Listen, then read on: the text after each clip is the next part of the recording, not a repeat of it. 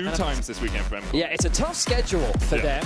Whereas for Heretics, they're the ones starting their split off with a bit of a rough one, starting week 1 up against Fnatic, week 2, the other tough opponent in their group, G2. It's an interesting thing to say, but coming into this series, I'm a lot more hopeful for Heretics. Move it away. Oh, that's good. That's good pun. Well done, Betty. I like the way you're getting on top of it now. The brawl response coming through from Stend. I think it makes a lot of sense into Alistair. He really struggles. Every time he engages, he's guaranteed to stun himself. Yeah. So it's just a really good pick into many engaged supports. It does mean the Heretics are going to be quite reliant on Sheo to be that engaged, but here are the faces to the players. Yeah. Of course, we've casted for quite a while now. A couple of new faces to the roster that joined in this year as Carlson in quite a lot of danger. Yeah, Scumon's on the chaser. Carlson trying to get away, but Hans Summer with the ghost. That's first blood! That's first blood to a Jinx! Carlson, what happened, man? But Hans Summer wasn't the target there, which allowed him to freely trade back onto Flackhead. You can see they're about to hit that level 2 mark. They're going to threaten an all-in. Oh, LeBron goes in immediately as they look for the engage on Flackhead. No real escape here for the Yanara. He'll flash, but Hans Summer still has his. Stend flashes as well, looking for the final order on Hans, but... Living laughing right now. Oh, Sheo's going to jump across the wall with the decoy. Was warded out by Caps, who's holding on to the stun and will use it. Flashes away from Camilo, just in case the chase continued. No threat of the Emperor's Divide, only level 4 on that Azir right now. Hans Summer, one more order would stun him up, but a good knock-up from Lebov. His Sejuani game where he did the second most damage on the team on Sejuani was one of the reasons Heretics were able to fight against Fnatic. Here, Scumond just messing up that tempo, just getting in the mind, getting in the face, using the pressure he has in the mid lane from Caps to push in here and force Sheo and Camilo away. Hex Flash away. Hex Flash going in. Flame Chomper's down as well as Broken Blade's down to 300 HP. Knocked into the wall. It's a solo polo! It's Carlson! Just 1v1 in BB! Oh, the sequence in the map movements has given G2 a big opportunity to build a lead. Ultimate's going to be used by Camilo. Not so much effect, I feel. That was an extra tower shot, though. Broken Blade's going to hit the Decimating Smash here. Should have the shield in a second as well. Camilo tanking up all those minions. Can't really do much. The problem with moving Flacken into the mid lane is it is harder for you to get priority on that lane. I mean, this is the problem. Carlson's just going to go in. There's the all-out follow-up. Hans Summer's already burnt the flash, doesn't have the ghost. The TP coming in to try and help him out, but he might be dead before his help arrives. LeBron now. No way for him to deal with the Kazante. Carlson, 2-0, both solo kills. Getting that earlier one when G2 swapped to top means they don't have to be too worried about too many dragons. Stend there, knocked back with a flash forward out of the prop. He's going to try and flash away, but he's slammed into the wall and he's just dead. And there's enough protection for G2 to keep that Jinx alive. Caps gonna get a bit of damage down onto Sheo. Decimating Smash coming out across the wall from Broken Blade's not going to connect. Cyclone out of Sheo, and again, a Heretics player just overstepping. Tibbers brought to the party just to make sure the Caps doesn't die. He does not, and he picks up his first of summer. Hans gets caught out in the top lane as well, and these are the things that we're still keeping our eyes on. A Stend finds himself caught once more.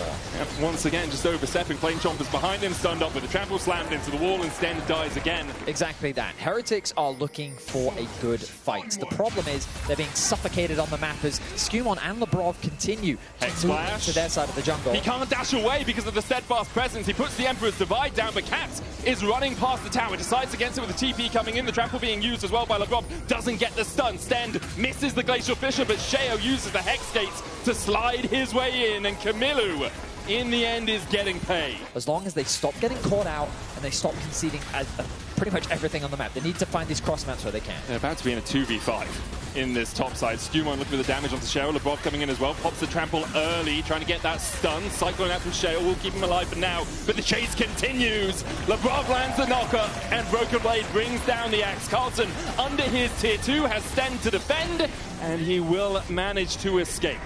Could Hex Flash across this wall, looks for the chase. The Tipper's down onto Stend. Flashes away from the headbutt pulverized combination. Drake goes into the pockets of G2. Hans Summer onto Carlson at level 1. Then there was a misplay from Flacken and Stend in the 2 versus 2.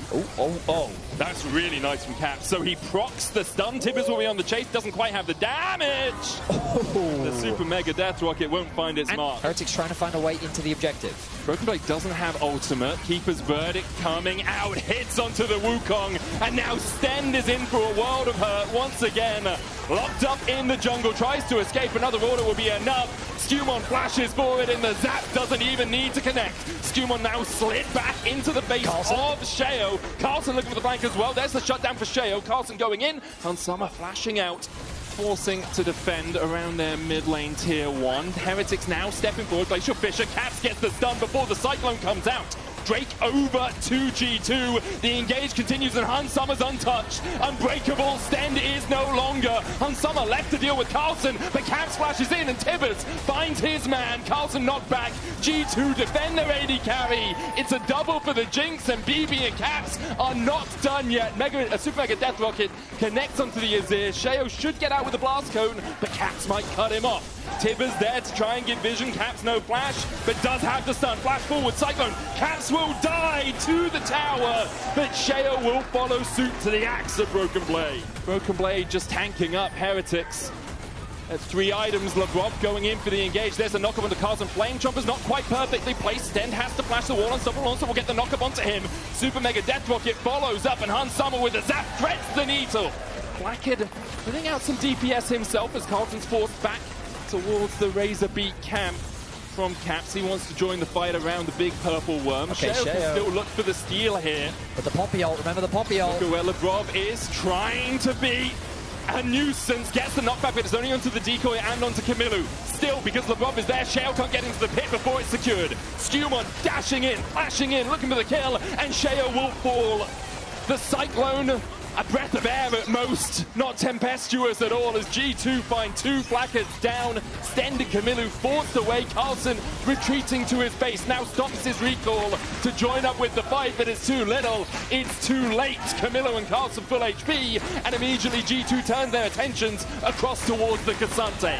Decimating Smash will be blocked, but the Steadfast Presence blocks the dash again.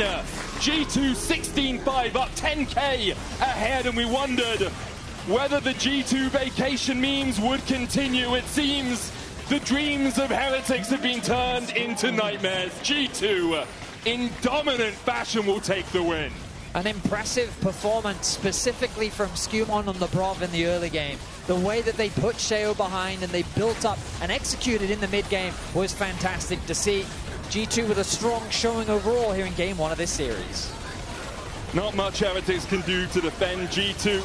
Not yet focusing the Nexus, but as soon as they do, they will wrap it up. Tibbers comes to make it 6v3. As even on the fountain, you are not safe. G2 1-0 up, a 14,000 gold lead at 28.5 minutes. I mean, obviously, all eyes are going to be on Hansama in this game, but it's really worth looking back at how much pressure Skumon and Labrov really put onto the enemy jungle and the things that they were doing in these team fights. Honestly, just a super impressive performance from Skumon this game specifically.